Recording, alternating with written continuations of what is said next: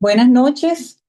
En nombre de la Comisión de Educación de la SODA, quiero darles una cordial bienvenida a todos los colegas que hoy nos acompañan en el inicio de las actividades de la educación continua programadas para este año. En esta oportunidad, quiero agradecerle también y queremos agradecerle todos al capítulo de TIVA por haber prestado su apoyo para dar inicio a estas actividades. Espero que esta participación sea dinámica, de manera de que todos estos excelentes profesores que tenemos podamos tener con ellos una conversación que permita de alguna manera acrecentar y profundizar en esta temática tan importante que ha causado grandes inquietudes en la colectividad de los anestesiólogos. Sin más preámbulos, quiero dejarlo en compañía del doctor Carlos Lang, un colega que se ha dedicado durante este tiempo a tratar de investigar y trabajar en pro de estas anormalidades mitocondriales. Sin más de hacer, el doctor Lang queda en compañía de todos ustedes. Él presentará los profesores que hoy nos acompañan y asimismo él moderará esta actividad. Buenas noches, que disfruten este webinar que fue preparado con gran esfuerzo para todos ustedes. Bueno, mi querida Metzi, muchas gracias por tus palabras introductorias. Quisiera decir primero que yo no soy ningún experto en esto, sino que simplemente me ha tocado eh, más o menos entender un poco estas cosas y estar un poco metido en las cosas como han ido ocurriendo en relación a este fenómeno emergente. Eh, eh, Vamos a tener un foro, vamos a tener a recolocar de nuevo en red las dos clases o las dos conferencias del Congreso Venezolano de Anestesiología que ocurrieron en noviembre, el 8 de noviembre, y posteriormente vamos a abrir las preguntas, la intervención de las personas que quieran preguntar y así ya vamos haciendo una actividad en la cual se vayan respondiendo hasta donde podamos en base a estas conferencias y a lo que sabemos. Y en base también, con base en lo que, en las sesiones de preguntas y respuestas posteriores a esas conferencias, vamos entonces a abrir el micrófono para que, en la medida de lo posible, podamos responder. En esta actividad vamos a participar la doctora Giselle Vargas, que es profesora de la Universidad de Carabobo, del Hospital Central de Maracay, de anestesiología, y que forma parte del grupo de TIVA de la Sociedad Venezolana de Anestesiología. El doctor Diego Carrasquel, también querido amigo de la Florida Instituto Clínico y pues de TIVA, también de la SBA. El doctor Luis Ignacio Rodríguez, que es un anestesiólogo pediatra venezolano, que ejerce actualmente en el Nicklaus Children's Hospital de Miami. Se formó en Venezuela y se ha desempeñado como profesor asociado de anestesiología y es actualmente jefe de la división de anestesiología, perdón, fue jefe de la división de anestesiología pediátrica de la Universidad de Miami hasta el 2023 y ejerce actualmente el cargo de vicepresidente de la Sociedad de Anestesiólogos de la Florida. Y bueno, tiene mucho interés en participar en todas las actividades que tienen que ver con los venezolanos en Estados Unidos y en otras partes del mundo. Entonces, bueno, sin más, vamos a empezar entonces a proyectar la primera clase. La primera conferencia es la conferencia del doctor Philip Morgan, que es profesor de la Universidad de Seattle. Es un especialista, quizás el que más publicaciones tiene y el que más sabe sobre enfermedades mitocondriales y anestesia.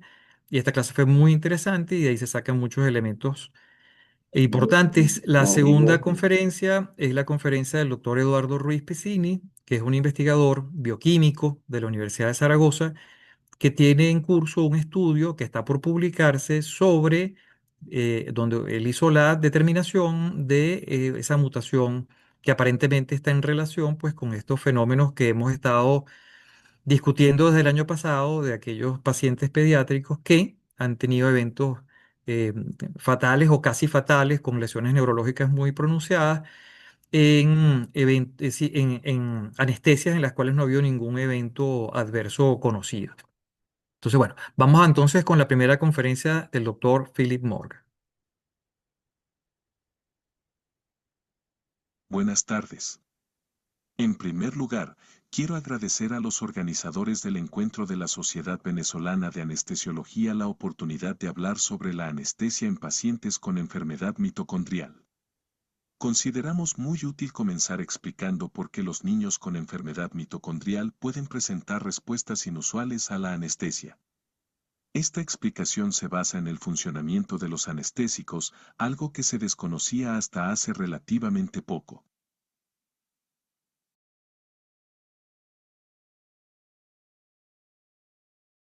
Desde la primera demostración de la acción de los anestésicos volátiles en 1846, la investigación sobre su mecanismo de acción comenzó casi de inmediato. El progreso es muy lento, como muchos de ustedes saben. El problema se ilustra aquí con la amplia variedad de factores que causan el estado anestésico. Es difícil generar un modelo clásico de llave y cerradura cuando todos los anestésicos presentan características tan diferentes, como se muestra en esta diapositiva.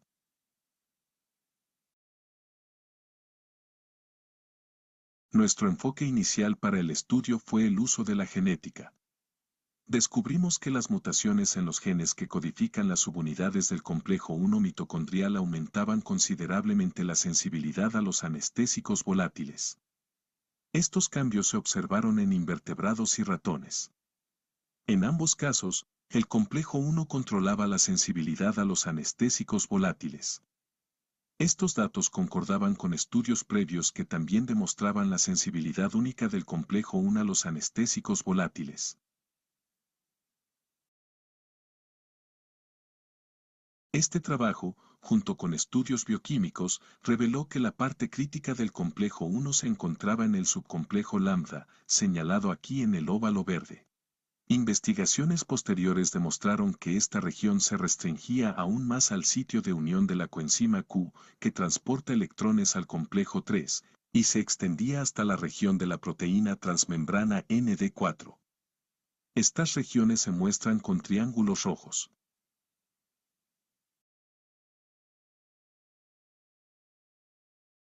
Estos resultados nos llevaron a reflexionar sobre las similitudes entre los efectos de los defectos mitocondriales específicos y los de los anestésicos.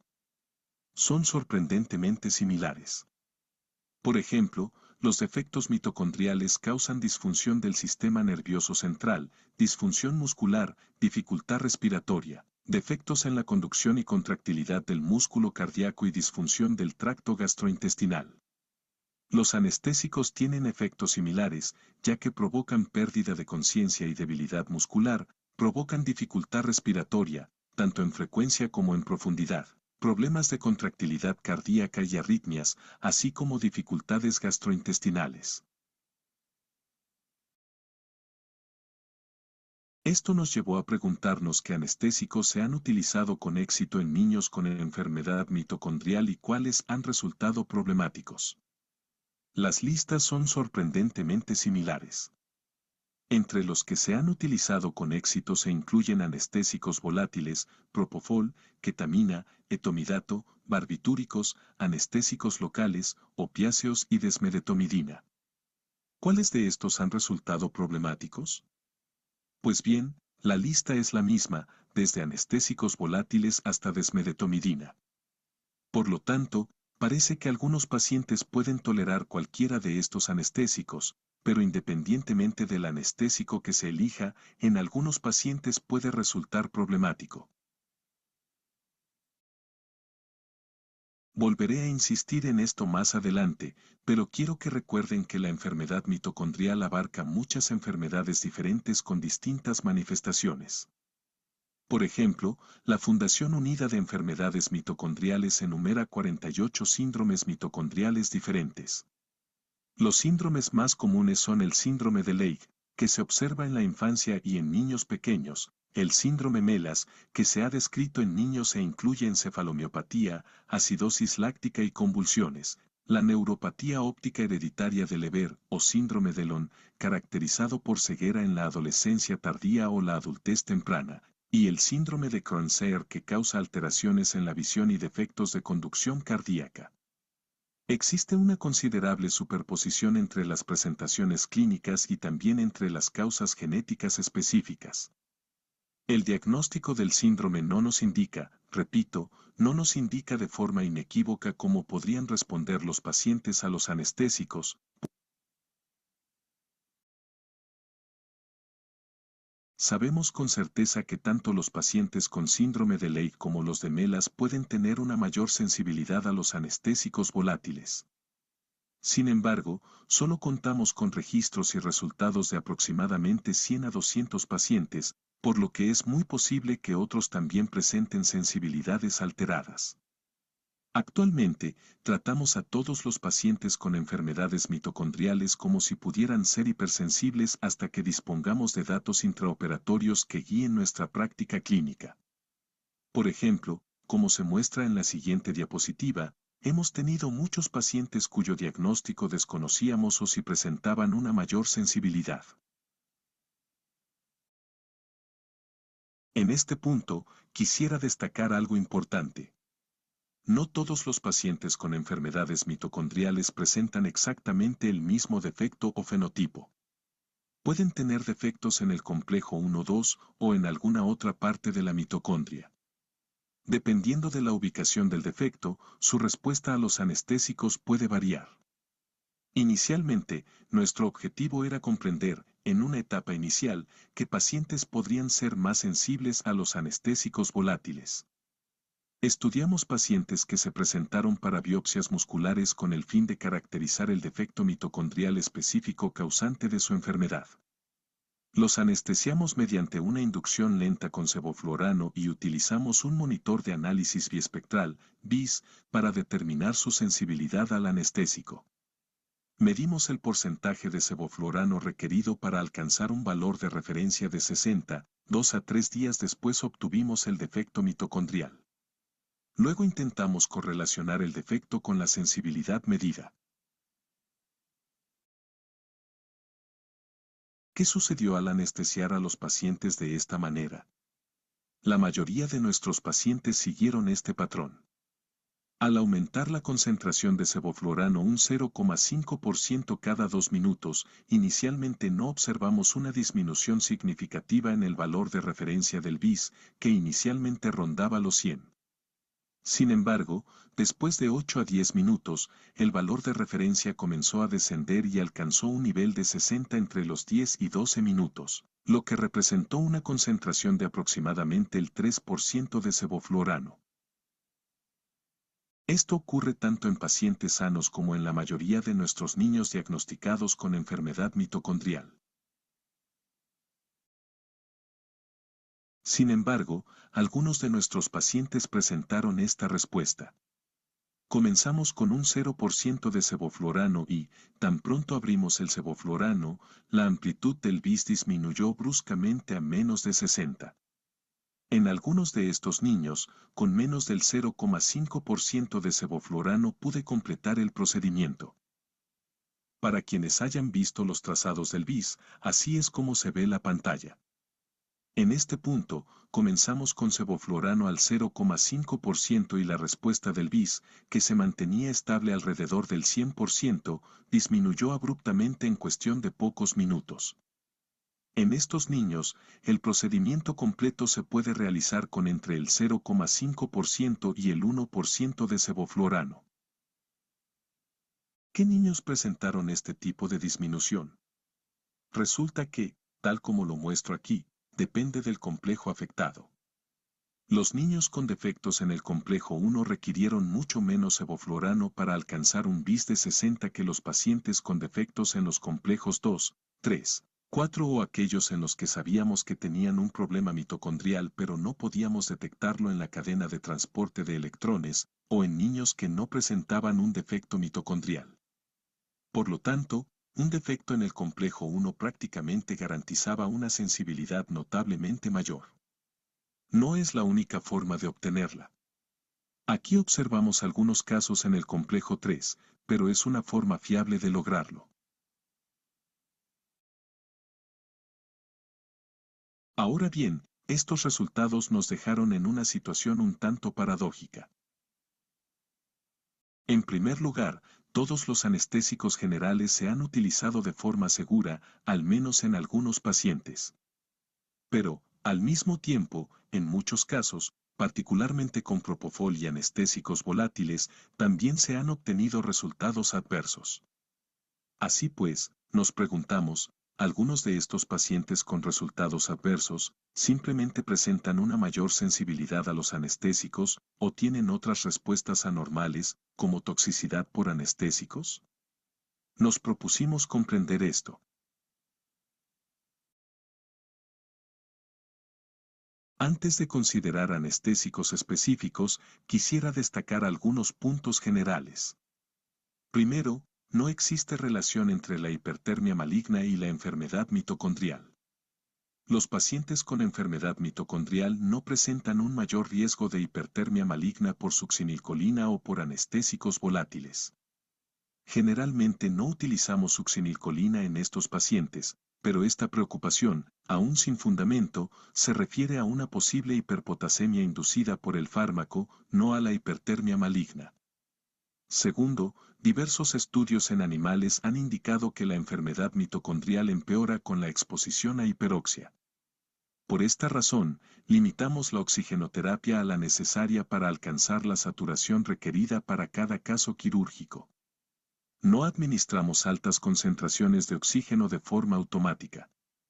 Tercero, los relajantes musculares no están contraindicados, específicamente los relajantes musculares no despolarizantes, pero deben monitorizarse estrechamente en caso de miopatía.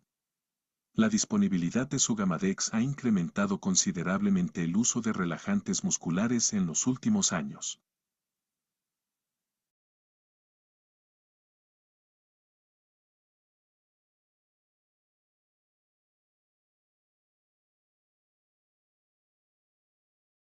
Ahora analicemos cada anestésico por separado. Primero, recordemos cómo fluyen los electrones a través de la cadena de transporte de electrones. El piruvato, el glutamato o el malato entran en la matriz mitocondrial a través de una serie de deshidrogenasas. Donan electrones al NAD para producir NAD, el NAD, entonces dona electrones al complejo 1. Estos electrones pasan por los complejos 1, 2 y 3. Alternativamente, el succinato puede donar electrones al complejo 2, que luego los transfiere al complejo 3, tal como ocurrió con el complejo 1. Estos electrones se transfieren al complejo 4 o se donan al oxígeno para producir agua. Los electrones impulsan el bombeo de protones desde la matriz hacia el espacio intermembrana mitocondrial, y esa energía se utiliza para que el complejo 5 produzca ATP. Los anestésicos volátiles inhiben específicamente el complejo 1 y a las concentraciones que solemos usar, no bloquean completamente el complejo 1. Actualmente, creemos que este es el mecanismo de acción de los anestésicos volátiles. Sin embargo, si el complejo 1 es defectuoso desde el principio, las concentraciones normales de anestésicos volátiles pueden bloquearlo por completo, y esto puede ser devastador.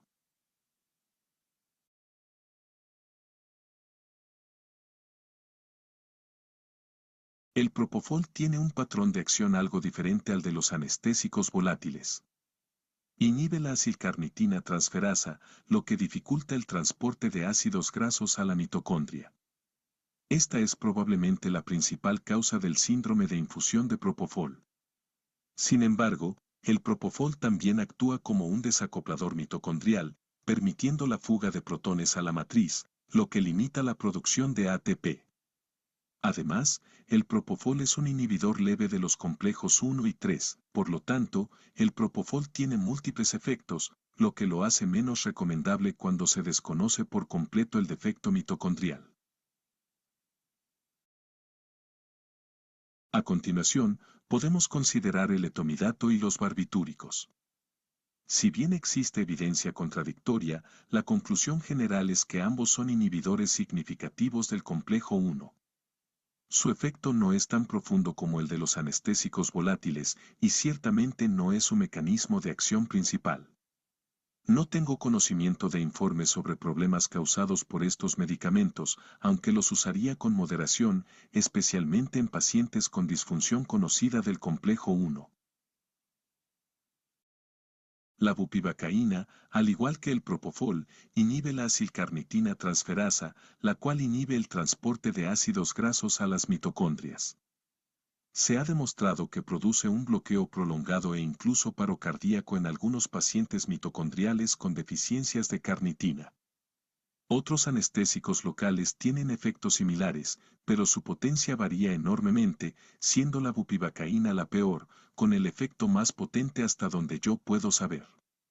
Propivacaína y la lidocaína son mucho menos propensos a este problema. Cabe mencionar que usamos anestesia regional siempre que sea posible como apoyo en la anestesia de niños con deficiencia mitocondrial, por lo tanto, este problema no suele ser grave. La ketamina, los opiáceos, las benzodiazepinas y desmedetomidina en general no inhiben la función mitocondrial de forma significativa, si es que la inhiben. Por supuesto, existen otros efectos, como el aumento del consumo de energía asociado a la ketamina. La disminución de la respiración con opiáceos debe ser tenida en cuenta en pacientes específicos, y en algunos pacientes hemos observado resistencia a la ketamina en ciertas mutaciones mitocondriales.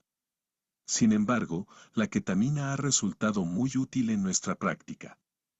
La utilizamos con frecuencia en pacientes con enfermedades mitocondriales, especialmente como coadyuvante para el alivio del dolor.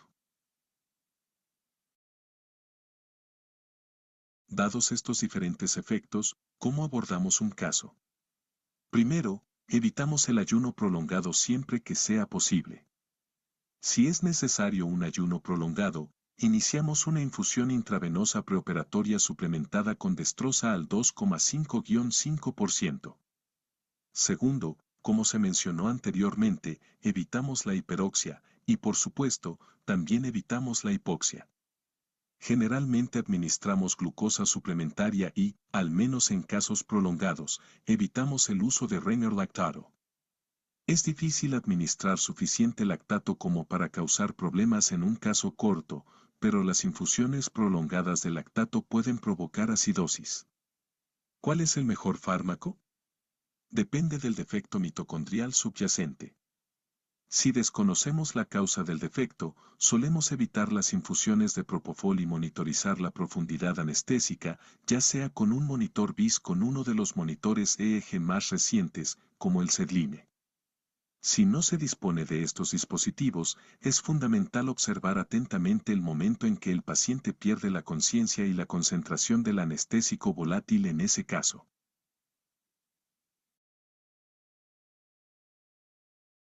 Por supuesto, siempre es importante prestar atención a los factores que pueden empeorar el metabolismo. La disminución del aporte de oxígeno, como los torniquetes, la hipertensión o la anemia.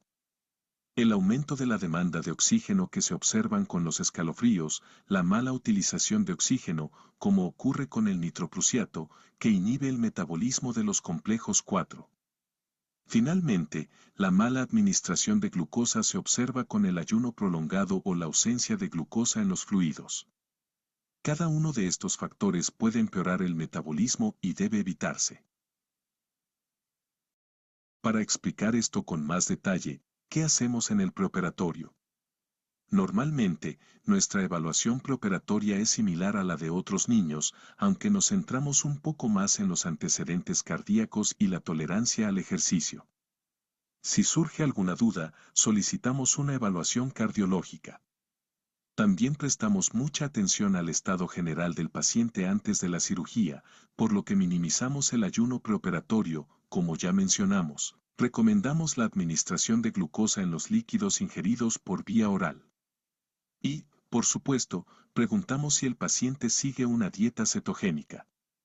Si no es posible administrar glucosa, debemos adaptar el plan de tratamiento. A continuación, consideramos el procedimiento intraoperatorio. En primer lugar, debemos decidir si utilizar un anestésico volátil o propofol. En general, recomendamos evitar las infusiones de propofol, a menos que exista una razón específica por la que los anestésicos volátiles sean contraindicados. En general, preferimos la analgesia regional. Los opiáceos son una buena opción siempre que la respiración del paciente sea normal preoperatoriamente. La ketamina como analgésico ha resultado muy útil en nuestra experiencia, la consideramos una excelente opción y la utilizamos con frecuencia. Finalmente, Berst y desmedetomidina son excelentes adiciones a la anestesia general. Sin embargo, en nuestra experiencia, ambos tienden a durar más de lo habitual. Por supuesto, minimizamos la pérdida de líquidos y utilizamos relajantes musculares con precaución. Si es posible, preferimos monitorizar la profundidad anestésica en todos los pacientes, ya que cualquiera de ellos podría ser hipersensible a cualquier anestésico. Una segunda lista de consideraciones intraoperatorias incluye lo siguiente: tratamos de mantener a los pacientes abrigados para evitar los escalofríos, ya que estos representan un gran aumento en el consumo de oxígeno. En general, estos pacientes no los toleran. Evitamos el lactato y administramos glucosa, a menos que se trate de una dieta cetogénica, en cuyo caso monitorizamos la glucosa muy de cerca, pero generalmente no añadimos más. Evitamos el uso de torniquetes siempre que sea posible. Consideramos cuidadosamente los diferentes aspectos de la hipoxia versus la hiperoxia y tratamos de mantenernos en el punto medio entre esos dos parámetros. Y, por supuesto, evitamos la acidosis siempre que sea posible. Finalmente, nuestras consideraciones postoperatorias. Tratamos el dolor de forma agresiva con cualquier medicamento con el que se sienta cómodo. Tratamos la hipotermia de forma agresiva. No queremos que estos pacientes se encuentren en una situación en la que puedan empezar a temblar o necesiten más energía para generar calor. Tratamos las náuseas de forma agresiva y los mantenemos en observación durante al menos 2 o 4 horas. Diría que la mayoría de estos pacientes permanecen ingresados durante la noche, pero si su evolución ha sido muy favorable, pueden irse a casa. Sin embargo, los mantenemos en observación durante un tiempo. Bueno, con esto concluyo esta charla. Por supuesto. Bueno, el doctor Morgan, pues en esta clase, pues resume muy bien todo el tema de las enfermedades mitocondriales y nos hace ver que, bueno, primero hay una gran heterogeneidad entre estos padecimientos.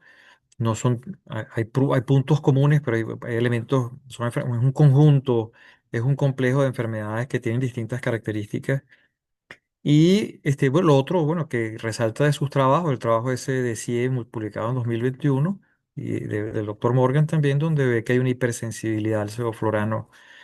Eh, Estamos ahorita preparando para pasar la segunda conferencia, que fue la conferencia que nos dio el doctor Eduardo Ruiz Pesini, que es el investigador de la Universidad de Zaragoza sobre esta mutación del ADN mitocondrial que aparentemente está en relación pues con estos casos que hemos tenido recientemente.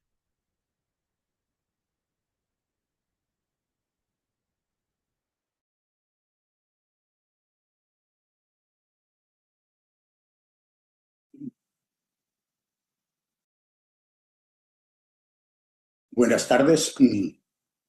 Lo primero que me gustaría es agradecer a la Sociedad Venezolana de Anestesiología, en particular a su presidente, el doctor Daniel Sánchez, y al coordinador de la parte académica de este congreso, el doctor Juan Carlos Duarte, por la invitación para dar esta charla.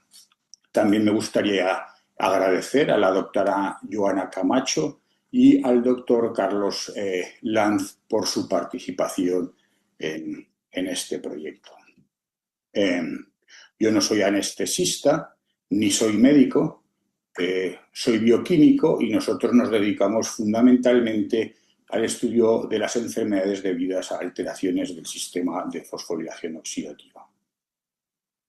En estos últimos 7 años hemos estudiado varios pacientes que han sufrido operaciones quirúrgicas y han sido expuestos a diferentes anestésicos, lo que ha resultado en una lesión neurológica muy grave con degeneración de los ganglios basales y problemas de movilidad muy severos. Estas intervenciones en principio eran rutinarias, como por ejemplo extirpación de de amígdalas, reparación de fracturas óseas, artroplastias de rodilla, reparación de varicoceles y hernias umbilicales, implantes cocleares. Es por ello que el resultado, por lo inesperado, ha sido especialmente doloroso para las familias. También ha sido muy dramático para los anestesistas que las llevaron a cabo, porque hablando con algunos de ellos me comentaban que habían repetido y una vez tras otra revisado los procedimientos que habían llevado a cabo durante la cirugía y no eran capaces de encontrar ningún error. Estas operaciones se habían llevado a cabo en distintos países, en Venezuela, en Alemania, en los Estados Unidos, en España. Por lo tanto, en ningún caso se está juzgando la calidad de la asistencia médica en ninguno de estos países. Además, se produjeron en distintos momentos. El caso más antiguo que tenemos es del año 2003 y el más reciente es del año 2025. Estos resultados lo que parecen sugerir es que un lote defectuoso de alguno de los anestésicos generales utilizados no es la causa de esta patología.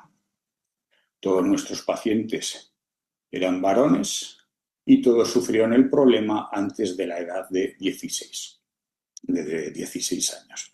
Sin embargo, conocemos o sabemos de la existencia de niñas afectadas y de posiblemente de alguna persona mayor de 20 años. Como la cohorte todavía es demasiado pequeña, no podemos decir si el sexo y la edad son factores de riesgo importantes en el desarrollo de esta patología. Una cuestión particularmente interesante es que todos estos pacientes, cuando fueron expuestos a sevoflurano, desarrollaron eventos perioperativos agudos. Además, todos los pacientes eran de origen venezolano y todos compartían una variante genética en la posición 11.232 del DNA mitocondrial. Esta variante no se ha descrito en más de 250.000 controles de alrededor del mundo, ni este genotipo mitocondrial se ha observado en más de 450 individuos de origen venezolano. Si esta cifra refleja fielmente la frecuencia de la variante en la población de Venezuela, entonces la posibilidad de estudiar al azar 8 individuos y que los venezolanos y que los 8 compartan la variante genética solo se daría una vez cada 1.800 trillones de veces que repitiéramos el experimento.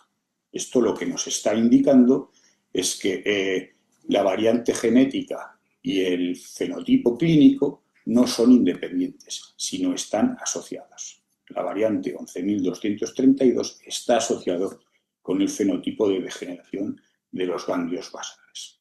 Además, 5 de nuestros 8 pacientes son naturales del estado de Carabobo. Ellos, sus madres o sus abuelas maternas. Menciono esto porque el DNA mitocondrial es heredado exclusivamente por vía materna. Si la población en Venezuela es de alrededor de 30 millones de personas y la población en el estado de Carabobo es de 3 millones, estos resultados lo que nos está indicando es que la frecuencia de esta variante en el estado de Carabobo es 15 veces superior a la del resto del país. Un aspecto que me gustaría comentar aquí es que se ha dicho que se culpabilizaba a la población venezolana de lo que estaba ocurriendo. Realmente hay que pensar que una variante genética aparece en un ser vivo, en este caso en un humano, y nadie está culpando a los humanos de este problema. Lo mismo ocurre con los venezolanos. Los datos preliminares en principio parecen sugerir que la variante ha aparecido en una región de Venezuela. Y nadie está culpando a los venezolanos por el problema que estos pacientes están teniendo. De hecho, tengo entendido que Venezuela es un estado independiente desde el año 1830. Sí, la variante probablemente es más antigua. Entonces, la variante habría surgido en una mujer que vivió en la región que equivale o que se corresponde al estado de Carabobo actual y que la reproducción en esa región, en esa zona, hizo que aumentara la frecuencia. Y esto explicaría los resultados que estamos obteniendo.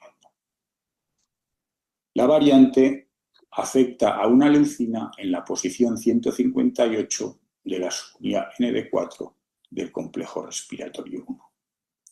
Cuando alineamos las secuencias de las proteínas ND4 de más de casi 15.000 especies, que van desde eucariotas unicelulares, pasando por hongos, plantas y distintos animales, observamos que esta leucina está conservada en más del 90% de esas especies. Esto nos da idea o nos sugiere que esta posición, esta leucina, tiene importancia funcional. Además, la variante provoca la sustitución de una leucina por una prolina. Las leucinas son aminoácidos que favorecen la generación de alfa-hélices transmembranales. Las prolinas, por el contrario, tienden a romper estas estructuras. La función de una proteína depende de su estructura. Así pues, la rotura de esta estructura probablemente se acompañe de una alteración en su función, como se puede ver aquí a la derecha cuando se ha modelado la posición, la variante o la mutación equivalente en Escherichia coli. Se puede observar que hay una caída moderada en la actividad del complejo respiratorio 1.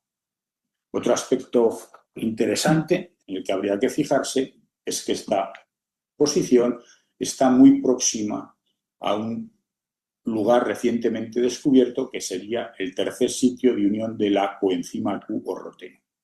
Se ha postulado que en esta región se formaría una cavidad en la que se podrían unir distintos compuestos que actuaran como inhibidores.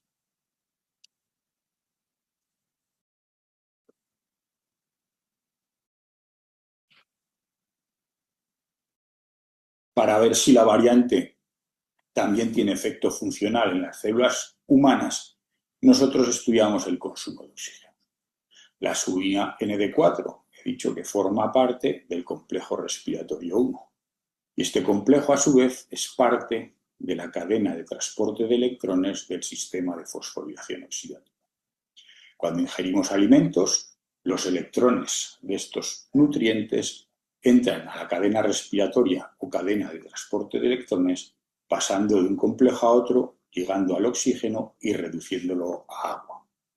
Así pues, una cadena de transporte de electrones muy activa consumirá mucho oxígeno. Y al contrario, una cadena de transporte de electrones poco activa consumirá poco oxígeno.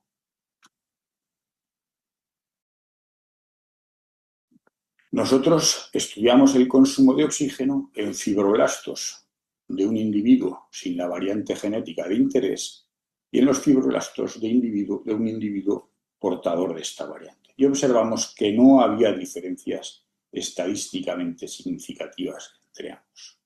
Ahora bien, cuando estos fibroblastos se expusieron a sevoflurano, se observó una caída dependiente de la concentración en el consumo de oxígeno mitocondrial.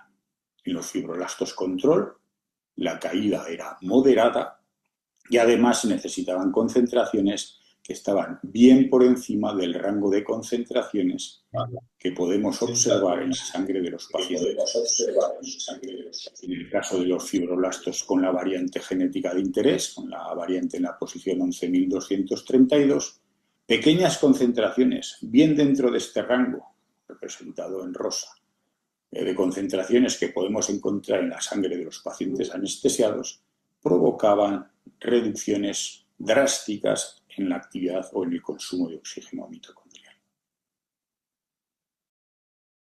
Para ver si esta variante en el DNA mitocondrial era responsable del fenotipo o no, o una variante nuclear era la que lo causaba, nosotros construimos líneas celulares transmitocondriales, que se conocen también como híbridos citoplásmicos o híbridos. Estas líneas se producen a partir de células del laboratorio que mediante un tratamiento químico, se les ha eliminado el DNA mitocondrial. Y ahora estas células se fusionan con plaquetas Las plaquetas tienen mitocondrias y DNA mitocondrial, pero no tienen ni núcleo ni DNA nuclear. Si utilizamos plaquetas de un individuo con la variante genética de interés, obtendremos híbridos mutantes. Si por el contrario usamos plaquetas de un individuo sin la variante, obtendremos híbridos control. Como se puede apreciar aquí, ambos híbridos, el mutante y el control, tienen el mismo fondo genético nuclear, aquí representado en gris, que es el propio de la célula receptora de las plaquetas. Además, ambos híbridos se crecen en las mismas condiciones de cultivo, tienen el mismo ambiente, y lo único que los diferencia es el fondo genético mitocondrial. Así pues, si hay diferencias fenotípicas entre ambos tipos de células, parece razonable considerar que estas diferencias se deben al tipo de DNA mitocondrial que llevan. Con esto en mente, nosotros construimos 6 líneas celulares híbridas, 5 controles y una con la variante de interés, y estudiamos la huella genética. Como se puede apreciar, los 6 híbridos, los controles y el portador de la mutación 11232, todos tienen la misma huella genética, todos comparten el mismo fondo genético nuclear, que además es distinto que el fondo genético nuclear del individuo donador de las plaquetas con la variante genética. Si estudiamos el DNA mitocondrial de los híbridos, se puede observar que los 5 híbridos controles carecen de la variante de interés y que solo el híbrido mutante lleva la mutación o la variante en la posición 11.232, que es una transición de timina a citosina. De nuevo, estudiamos el consumo de oxígeno en los 6 híbridos y no observamos diferencias estadísticamente significativas entre ellos. Este en rojo sería el control portador de la variante.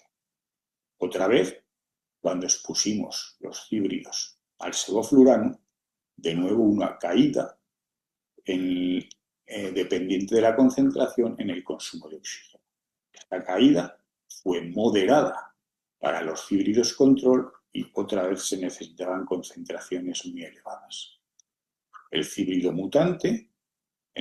mutante, concentraciones muy reducidas, de nuevo bien en el rango de concentraciones que se pueden observar en los pacientes anestesiados, llevaban a reducciones drásticas en el consumo de oxígeno.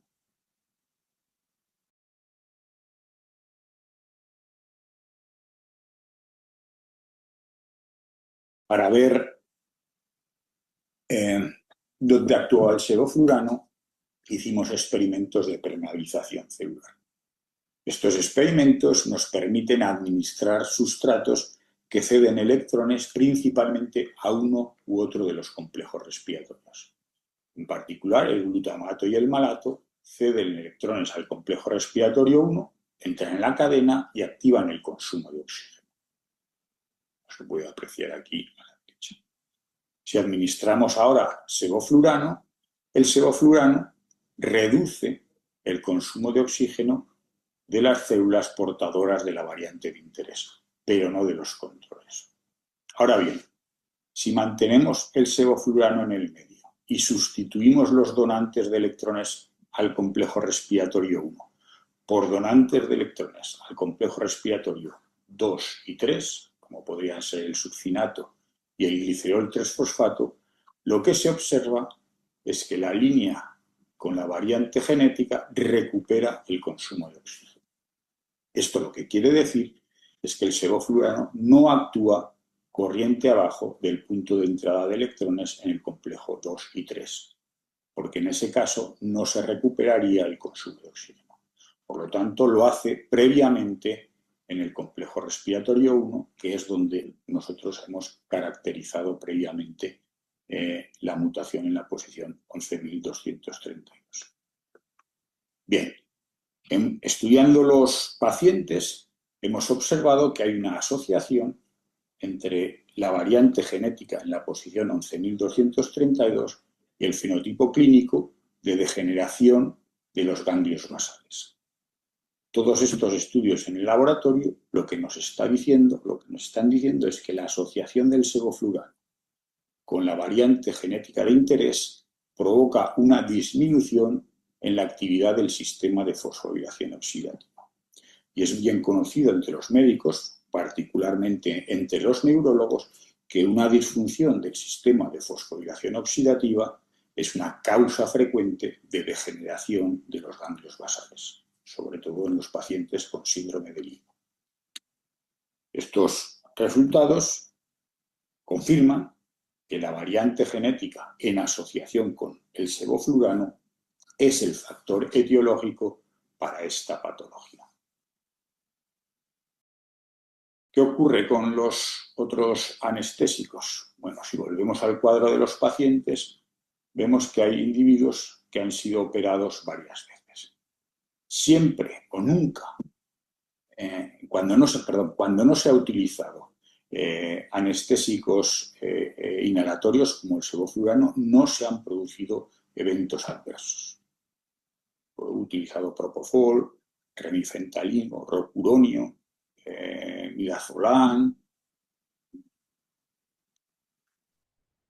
fentanilo, en fin, siempre que se ha utilizado anestesia intravenosa no se han producido eventos adversos. El propofol es uno de los anestésicos intravenosos más ampliamente utilizados. De hecho, todos nuestros pacientes, los 8 pacientes, fueron expuestos a propofol. Cuando estudiamos el efecto del propofol, tanto en los fibroblastos como en los fíbridos, de nuevo podemos observar una disminución en el consumo de oxígeno dependiente de la concentración del propofol. Pero en ambos casos, la caída en el consumo de oxígeno es moderada, siempre con concentraciones muy por encima de aquellas que podemos encontrar en la sangre de los pacientes anestesiados, y además no hay diferencias entre las células sin y con la variante, lo que nos está indicando que el propofol es una alternativa segura en estos casos, en estos pacientes.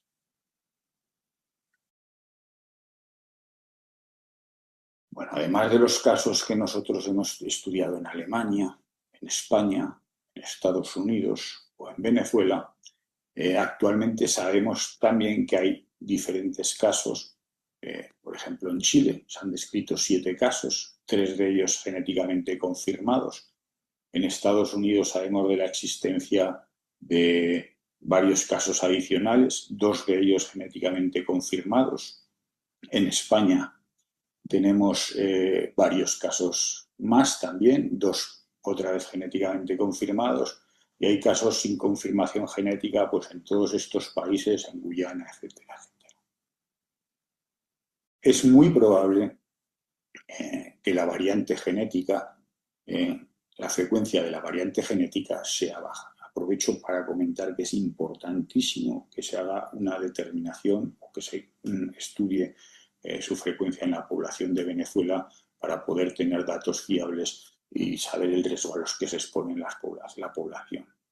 Bueno, como digo, probablemente su frecuencia no sea muy elevada. Sin embargo, los efectos dramáticos de cuando son expuestos a sevoflurano indican o sugieren que la variante debería ser estudiado en los pacientes que van a ser anestesiados. No solo en aquellos de origen venezolano, sino en los de cualquier parte del mundo. Pensemos que una mujer portadora de esta variante, en la posición 11.232, que emigra a cualquier parte del mundo y que se reproduce con la población local, después de un número pequeño de generaciones, la mayor parte de sus descendientes, la mayor parte de los genes nucleares de sus descendientes y las características morfológicas externas de ellos sean los propios de la región a la que ha emigrado.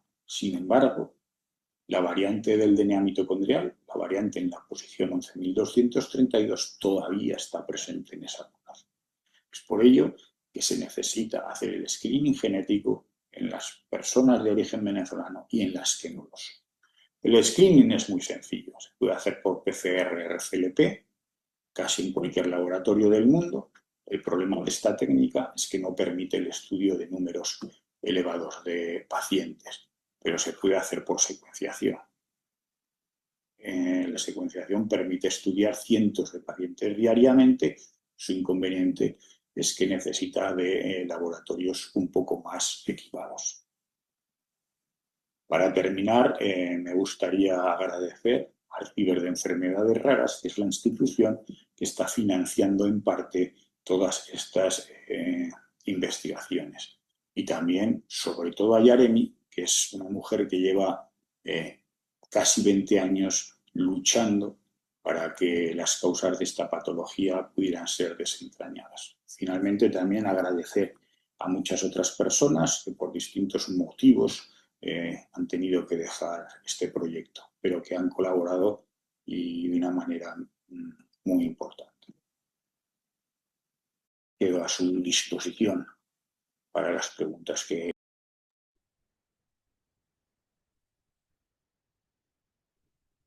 Bueno, esta es la segunda conferencia del doctor Ruiz Pesini. Eh, Creo que viéndola es bastante detallada en sus técnicas bioquímicas y pues da pie para pensar un poco la relevancia clínica que tiene este problema, que es una base pues genética, pero que indudablemente ha repercutido.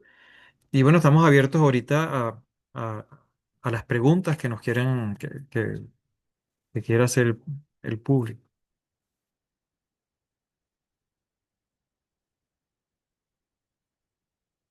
Creo que, Giselle, creo que hay una pregunta, bueno, de las del chat hay alguna inicial, ¿no? Sí, estoy anotando varias, las puedo ir haciendo en orden en que se van presentando. Sí. Ujú.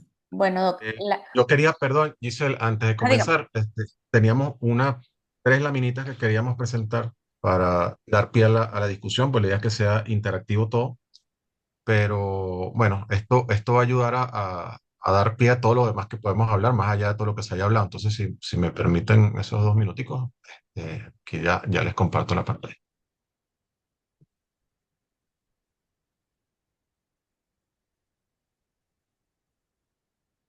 Ok.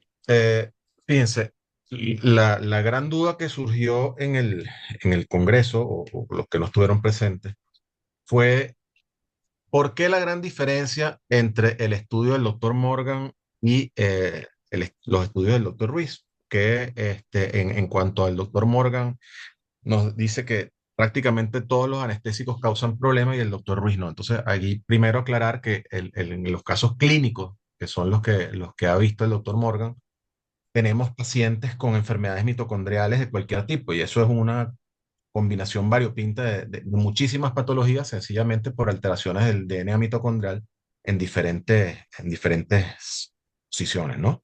Eh, y el doctor Ruiz se dedica específicamente a estudiar casos de pacientes con una variable genética ya estudiada, comprobada, que es esa 11.232, donde se cambia imina por citosina.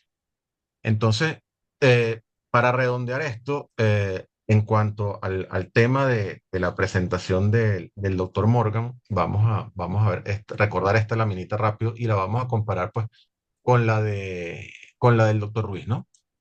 Fíjense, a 0,5 milimoles de ceoflurane, el consumo de oxígeno de los fibroblastos, en este caso, este es el estudio del doctor Ruiz, disminuye significativamente, ¿no? Es prácticamente una reducción del 20%. Para que ustedes tengan una idea, 0,5 milimoles de sevoflurane equivale aproximadamente a 1,5 volúmenes por ciento, que son concentraciones clínicas.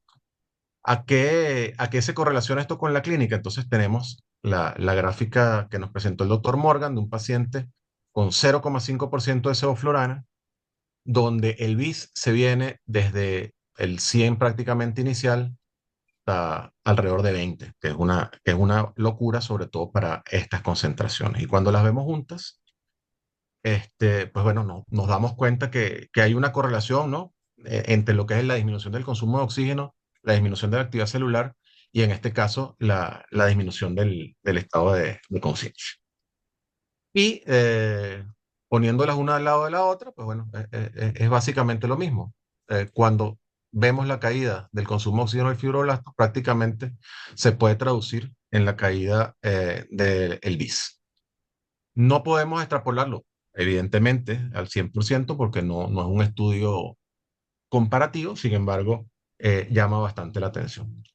Y por último, en cuanto al Propofol, cuando se comparan estos fibroblastos de los individuos o de los pacientes con la variante genética ya estudiada y comprobada, la caída del consumo de oxígeno que se produce a la exposición con el sevoflurane o al sevoflurane no se correlaciona con la caída al consumo de oxígeno al exponerlos al propofol. Para que tengan una idea, estos 50 micromoles de propofol son más o menos 9 microgramos por mililitro de concentración plasmática, lo cual básicamente es 1,5 a 2 veces la concentración de hipnosis.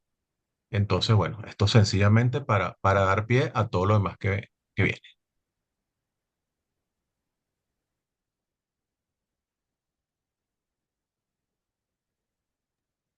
Allí se le está muteada. Ok. Bien, en el orden en que van apareciendo en el chat, la primera pregunta que realizan ¿es recomendable utilizar sevoflurane con un descenso brusco del BIS?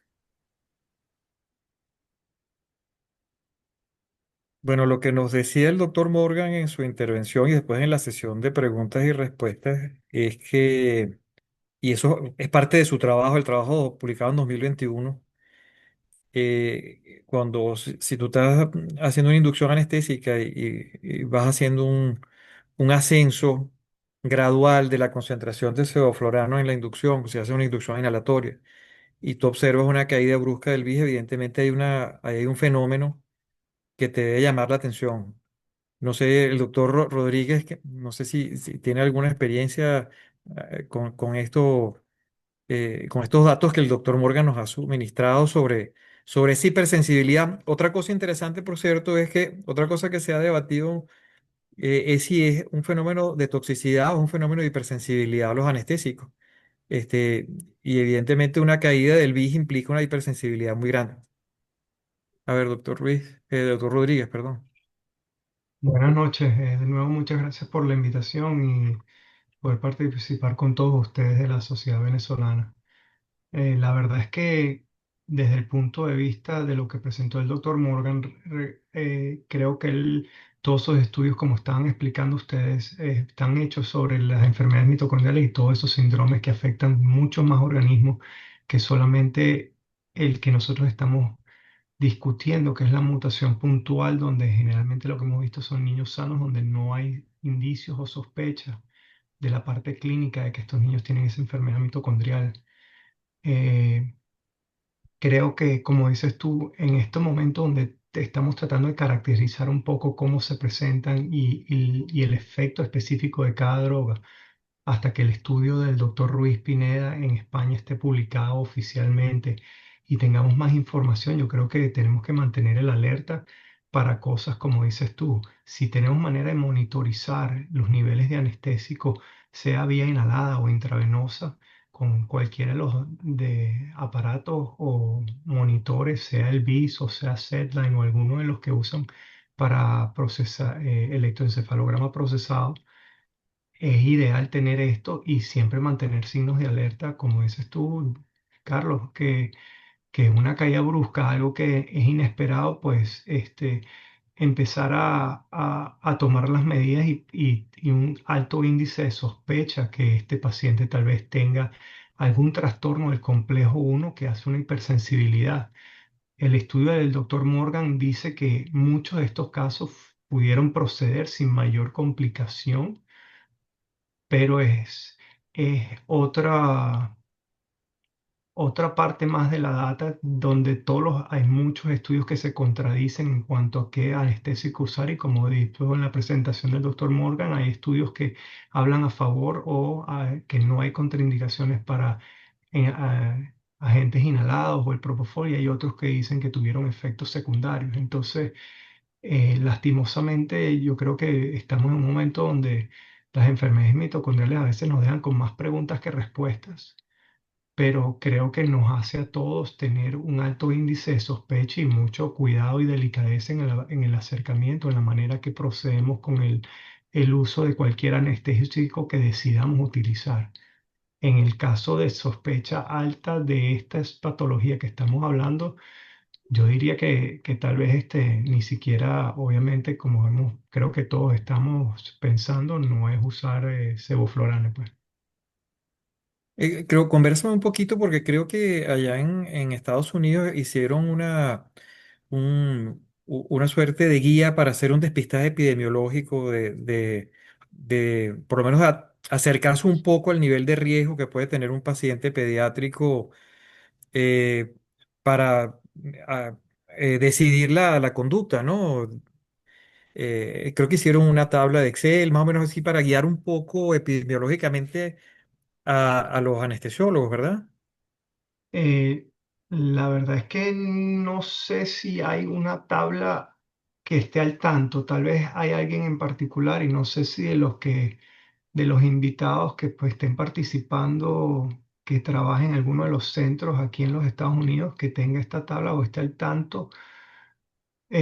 Básicamente, pero si te entiendo la pregunta es solo por la evaluación preoperatoria, hacer un Sí, análisis de riesgo de quién podría estar sí, factor. La verdad es que lo que todos estamos unificando criterios es obviamente preguntar por herencia familiar y si la madre es de Venezuela, pero es lógico que ustedes todos son venezolanos, todas madres son sí, venezolanas, entonces es un poco más sí, complejo el llegar a eso. Y de ahí nosotros, obviamente, preguntar si hay historia familiar. De los pocos casos que tenemos información, y aquí quiero aclarar un poco, la verdad es que el compartir la data de los casos aquí se ha vuelto muy complicado, igual que como muchos casos reportados en Chile, donde todavía están en procesos de litigio y la parte legal y de los hospitales y de los departamentos, pues limita mucho la información que están dispuestos a compartir. Y la verdad es que la tabla que el doctor Ruiz tiene, donde tienen los detalles de cada anestésico utilizado, aquí en los Estados Unidos todavía no tenemos eso. Estamos un grupo tratando de trabajar para llegar a tener esa información.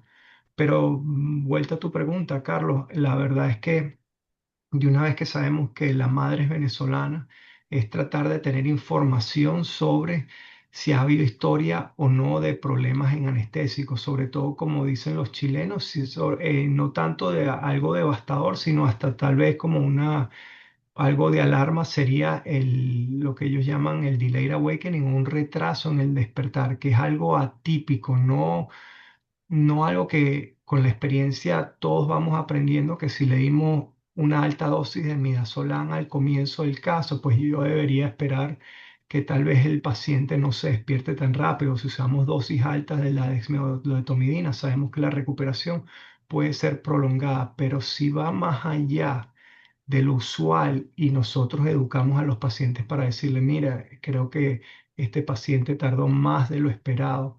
Esos son signos de alarma que a nosotros nos predisponen a tratar a este paciente como un paciente con riesgo de enfermedad mitocondrial.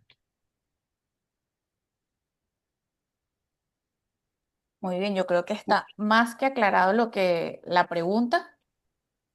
Tenemos otra pregunta aquí que está muy interesante y dice, se ha hablado del piruvato como biomarcador. Para estas patologías, qué tan recomendable es este dato? Y también hay otra pregunta que dice que qué biomarcadores podemos utilizar para orientarnos a algún diagnóstico de una enfermedad mitocondrial. Eh, Diego, no me voy sé, a, tiene... Ajá, sí, a yo ver, no dime sé, Luis Ignacio. yo hago tu aclaratoria como hiciste al comienzo. Yo soy anestesiólogo pediatra, no soy experto en enfermedades mitocondriales. La verdad es que con respecto al piruvato, podría ser un marcador de una enfermedad mitocondrial. sí, pero hay otras razones por las cuales el piruvato y el lactato estuviesen elevados. ¿Es una deficiencia de la deshidrogenasa? ¿Es algún otro factor? Entonces, no necesariamente por el hecho de que el piruvato esté elevado significa que tiene o esta mutación u otra enfermedad mitocondrial. Entonces, creo que no es un índice ideal, pero sería ante factores como la parte de historia familiar con complicaciones bajo anestesia, yo creo que podría ser utilizado y ante la falta de mayores guías o estudios genéticos donde pudiesen hacerse, ¿sabes?, el raspado del bucal y tener un resultado, tal vez en un futuro, Dios quiera, como es el resultado de un COVID antes de una anestesia, que lo puedes tener el mismo día. Hasta ese momento creo que tenemos que ayudarnos de cualquier herramienta que tengamos. Y no Eh, conozco de ningún otro laboratorio que podamos utilizar para poder determinar esto. No sé si alguno de los otros expertos aquí tiene esa idea. No bueno, sé más si que puedo expertos, todos añadir, preocupados, ¿no? no sé si puedo añadir algo a lo que el doctor está diciendo. Sí, como Sí, no, bueno, dime, Giselle. Bueno, hay un O Diego. documento, bueno, hay un documento consenso de la CEDAR, que es un documento muy sencillito, que habla justamente del piruvato. No, nada te va a dar el diagnóstico, pero sí te puede orientar a una sospecha. Entonces, uno es el índice de lactato piruvato que debe estar mayor de 20. Otro que te dicen es el lactato mayor de 3 milimol sobre litros y realizar una gasometría arterial, y si esa gasometría muestra una acidosis o un anión gap elevado, son sospechas que tú vas teniendo para que este paciente no lo vayamos a manejar con una anestesia inhalatoria, sino que ya nos vayamos para una anestesia total endovenosa.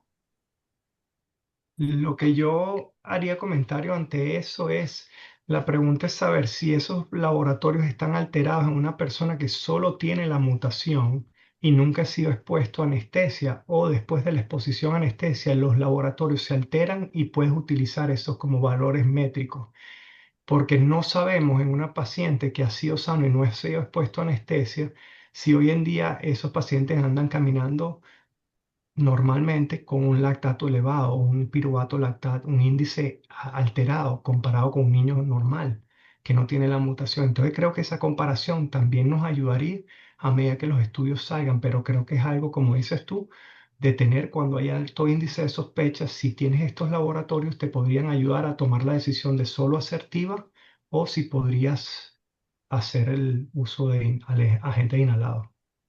yo añadiría que más allá de lo que nos puede dar el piruvato y el lactato, que bueno, es una orientación bastante gruesa, vamos a decirlo de esa forma, es que hay que empezar a presionar, quizás en Venezuela primero que en cualquier otro sitio, a que se hagan los screenings genéticos. Yo no digo que podamos aspirar a que hagamos secuenciación porque es más costoso y es algo masivo, pero sí, cuando existe la sospecha, por lo menos que se pueda generar una prueba de PCR, que hoy en día quizás al no ser masiva, puede estar costando alrededor de los, no sé, 80, $90, según tengo entendido en Venezuela, pero si se logra hacer un kit de detección rápida, porque es algo bastante, de verdad, sencillo, pero la mutación está muy bien identificada, podría hacerse muchísimo más económico. Y eso, pues, trasladarlo, por supuesto, a la gente que está afuera, que ocasionalmente reciben pacientes venezolanos, eh, pediátricos, para hacer el despistaje, porque el tema aquí ya va cómo los sistemas de salud también perciben el problema. Ciertamente es costoso quizás hacerle el screening a mucha gente, pero cuando un niño se presenta para recibir anestesia y no teníamos sospecha de nada y pasa esto, es bien crítico. Y luego lo otro es concatenarlo con lo que sí podemos tener en prácticamente todos lados, que es un monitor de profundidad anestésica, aún sin el screening previo. Estar pendientes de que cuando son niños, de madres venezolanas, más que todo, con antecedentes familiares del área del centro occidente del país, bueno, hacer una inducción suave, a menos que sea una emergencia, por supuesto, y ir evaluando cómo responde el BIS, porque la caída es muy brusca, por lo que nos explica el doctor Morgan, y muy rápida. Entonces, oye, si en vez de empezar con una concentración estándar de sofloranes, estamos con concentraciones bajas y vemos una respuesta bien importante en cuanto a la caída del BIS, pues, nos orientamos. Y añadir además que esta caída del BIS es muy significativa, no va acompañada de hipotensión ni bradicardia. No es un tema general de que la hipotensión produjo la caída del BIS, sino que los pacientes estaban aparentemente hemodinámicamente estables, cosa que los colegas anestesiólogos también reportan cuando los casos estos que estudió el doctor Ruiz, y bueno, en realidad eso se mantuvo normal. Bueno, aquí A tengo ver, dice. otra pregunta interesante que dice que si ellos presentan algún tipo de, sí, de hipersensibilidad al sevoflurane, que si nosotros pudiéramos realizar la inducción con propofol y luego un mantenimiento inhalatorio con sevoflurano. Sí, bueno, si tú haces una inducción, y el doctor Morgan lo dijo durante el congreso en la sesión de preguntas y respuestas, tú haces una inducción inhalatoria y ves, aunque no tengas BIS, una pérdida de conciencia con unas concentraciones de sevoflurano bajas, pues eso tiene que hacerte pensar.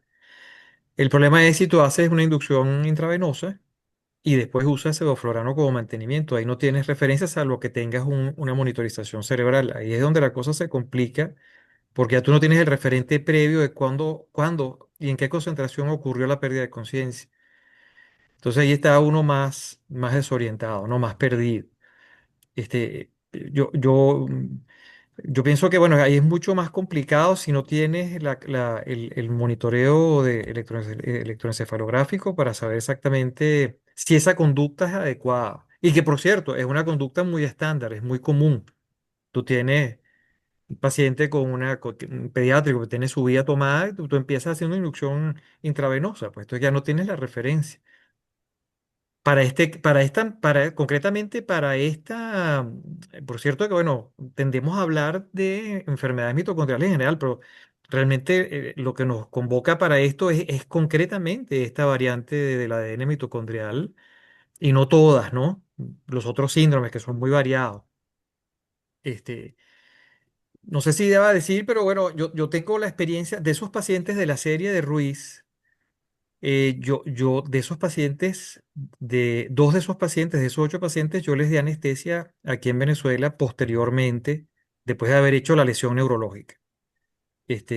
Por eso yo digo que a mí me ha tocado de un modo circunstancial, porque claro, la madre de ese paciente es amiga mía.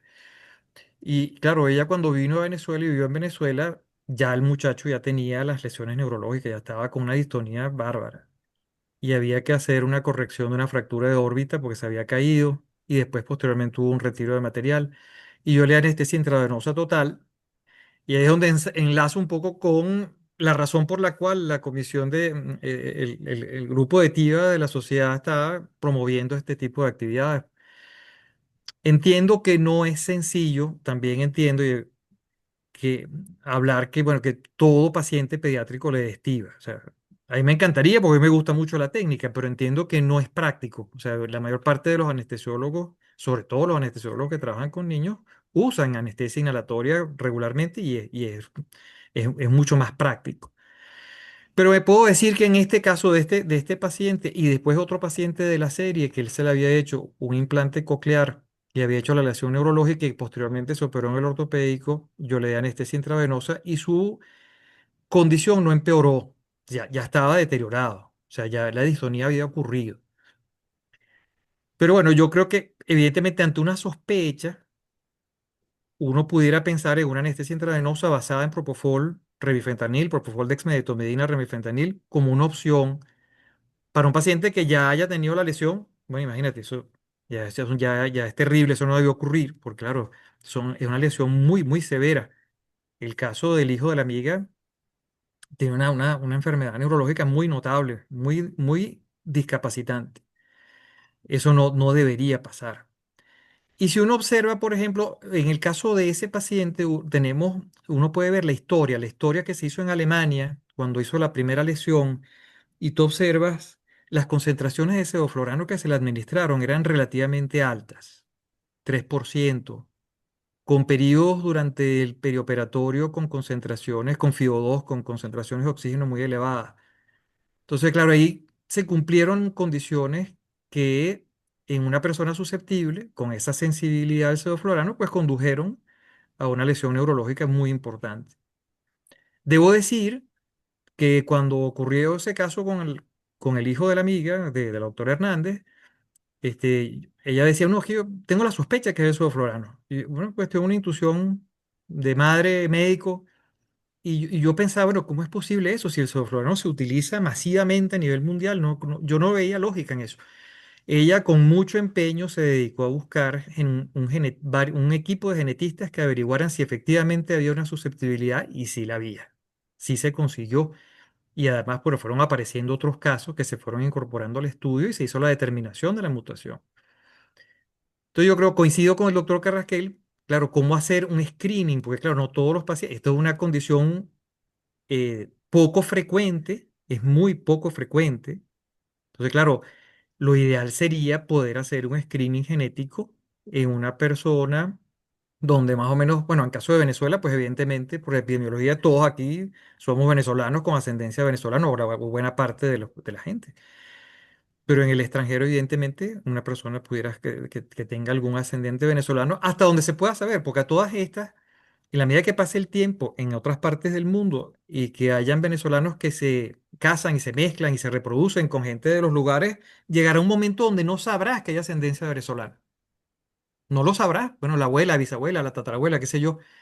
Entonces, es un reto, ¿no? Un reto desde el punto de vista epidemiológico y desde el punto de vista práctico, desde el punto de vista clínico también, qué hacer con estos pacientes, ¿no? O- eh, bueno, no sé, Diego, no sé, Giselle, doctor Rodríguez, ¿alguna consideración? Yo si puedo intercedo y hago unos comentarios con respecto a eso.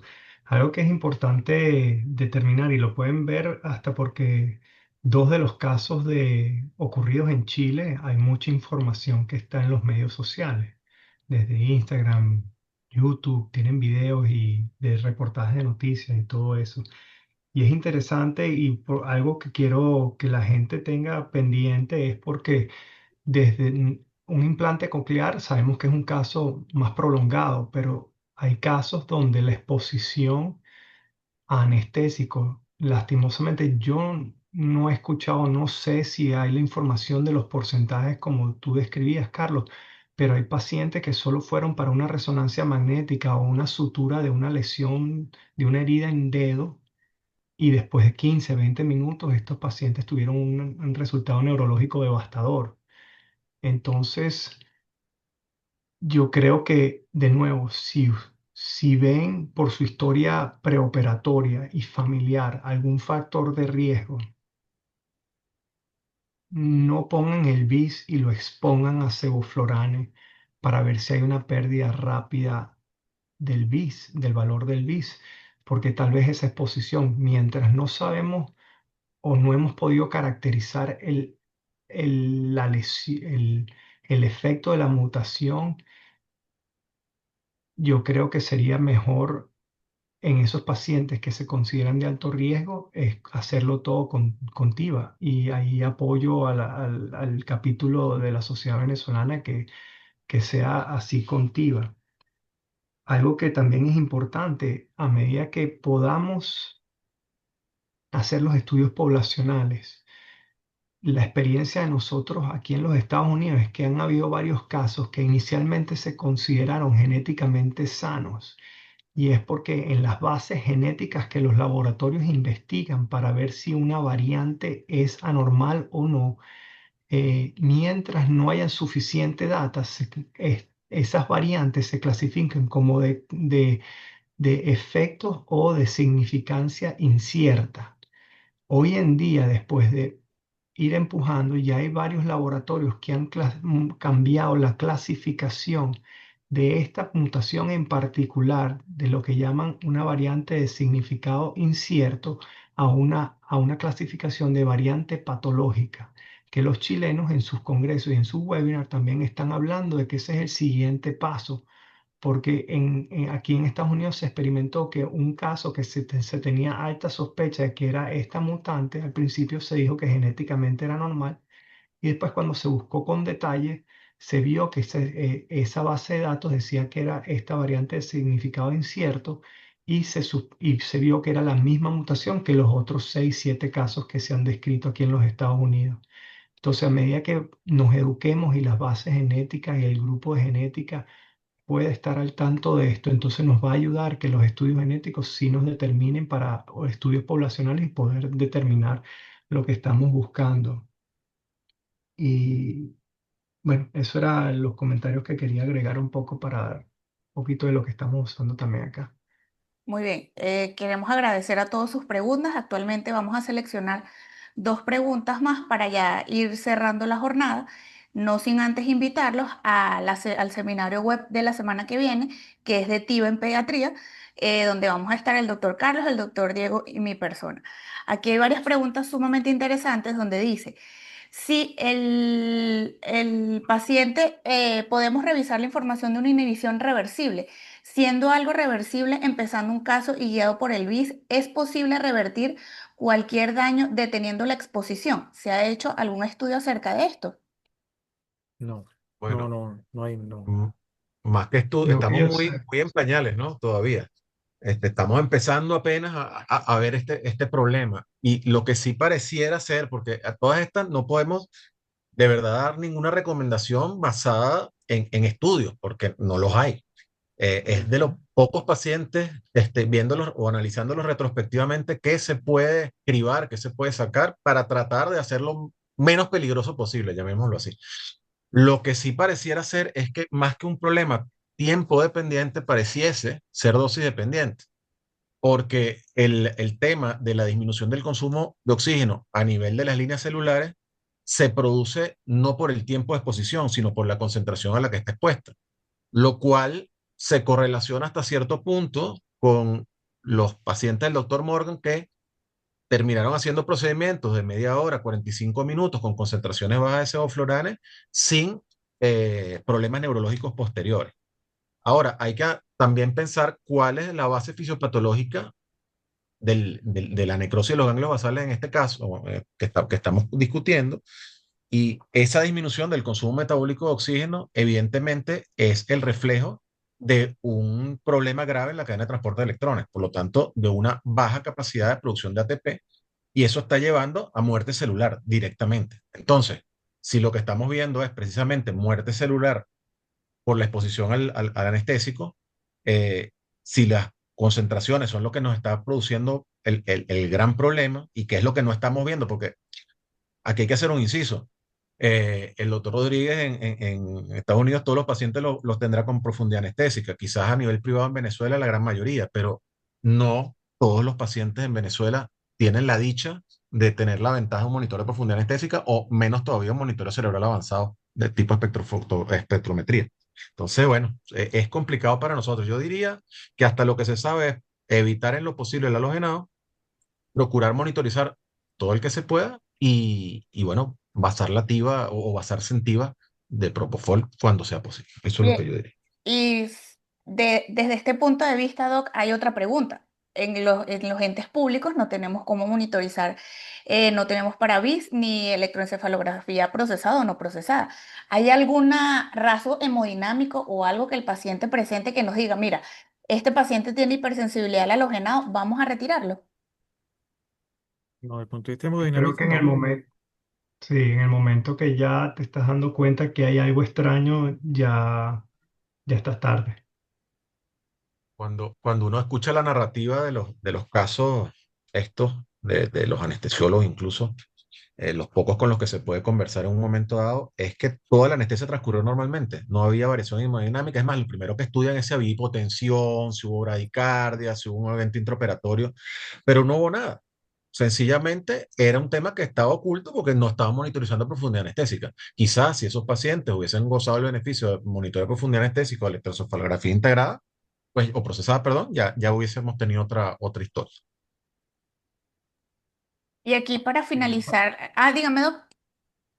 Y iba a hacer dos comentarios Ajá. porque es importante también saber, por una de las cosas que creo que podrías llegar a explicar es si uno busca en los estudios que hoy en día hay, que ha hecho el doctor Morgan en todo su laboratorio, hay otro estudio publicado donde le demuestra que en mitocondrias normales, cómo los efectos de los distintos anestésicos, sea inhalados o endovenosos, cómo pueden llevar a tres tipos distintos de muerte celular a través del efecto en la mitocondria. Son tres tipos de apoptosis.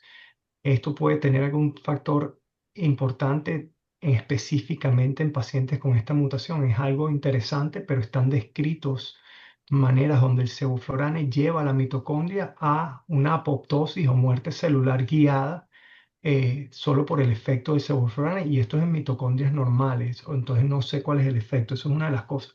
Y hay un estudio pequeño que estaba hablando de, tal vez, no en este caso en particular de nuestra mutación, pero en casos donde los radicales oxidativos están elevados, el uso de azul de metileno, como tratar de secuestrar esos radicales que están en exceso y podría verse. Son estudios que creo que están aplicados para otras enfermedades, pero en dado caso, y creo que desespera, donde uno ve que hay una lesión así, si en como un tratamiento inmediato, como medida extrema, tratando de ver si uno puede reducir el efecto devastador de esto, esto podría ser algo que tal vez yo no lo recomendaría porque no hay estudios, nada, pero sé que esto es algo porque la pregunta que alguien decía es una manera de revertirlo. No sé si el efecto de reducir los radicales libres a nivel de la mitocondria podría llevar a disminuir el efecto neurológico devastador. Es algo interesante a futuro. Sí, La otra cosa también es reducir la posibilidad de que se altere el aporte de los sustratos necesarios para la fosforilación oxidativa. Entonces, evitar la hipoglicemia, evitar la hipotensión, claro, la hipoxia, por supuesto. sí, Y bueno, eso lo deberíamos estar haciendo en cualquier anestesia, pero sí. más todavía No, cuando tenemos este tipo y de la sospechas. hiperoxia también. Y la hiperoxia, También la la hipoxia por concentración el tema alta de de radicales oxígeno libres, también. por supuesto. Y otra cosa que hay que Sí, tener en consideración es no tener ayunos prolongados en los niños y no utilizar soluciones de Ringer lactato, así como tratar de utilizar soluciones con dextrosa, al menos que el niño tenga una dieta cetogénica. Yo estuve revisando y dicen que para este tipo de mutación no les ponen dieta cetogénica, pero en otras enfermedades mitocondriales sí. Entonces, ahora sí, para cerrar la última pregunta, la doctora Lola Morig nos pregunta que en España realizan estudios genéticos para diagnosticar a este tipo de pacientes. ¿Qué vamos a hacer con los niños de Valencia, Estado Carabobo? bueno, es que está pendiente un estudio, por lo pronto, inicialmente un estudio de casos y controles en Venezuela. Eso es una deuda, ¿no? Hacer una investigación retrospectiva y ver, bueno, qué pacientes tuvieron lesiones neurológicas inexplicables, por decirlo así, y hacer la determinación genética de esos pacientes si están vivos, ¿no? Pero por lo pronto ahí habría que empezar, ¿no? A hacer estudios de tipo epidemiológico, que se puede empezar con estudios de casos y controles, que es más sencillo porque no necesitas hacer un screening general en una población, sino ir un poco atrás. Tenemos en nuestros medios difíciles hacer ese tipo de estudios, pero una cosa que la sociedad sí puede hacer es tener abierto un canal de reporte de casos inusuales para ir estudiando, ¿no? Que no pasen como casos judicializables o judicializados, sino que más bien se les haga un estudio para que se- y se pueda explicar por qué ocurrieron ese tipo de eventos tan desafortunados, ¿no? Y bueno, también tomando en cuenta estos son estudios poblacionales grandes, eh, que la variante tiene poca penetrancia. Sí. Bueno, estamos en Venezuela sin meternos en temas políticos, pero hay un compromiso de la Vicepresidencia de Ciencia, Tecnología y Salud, que es, digamos, el órgano superior incluso al Ministerio de Salud, eh, con apoyo del IBIC, a comenzar a hacer un estudio, pero bueno, eso es un compromiso verbal.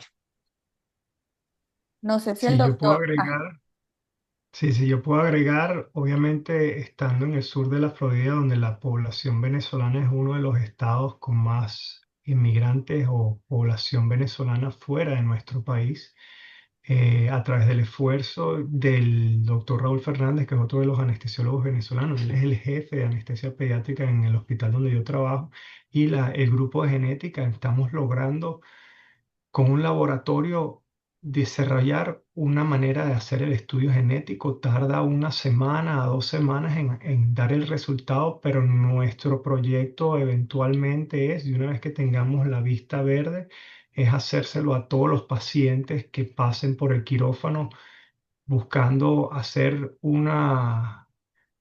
el estudio poblacional, y lo otro que necesitamos es hasta material genético de los pacientes que sufrieron la enfermedad, que eso es algo que poder validar un estudio que demuestre que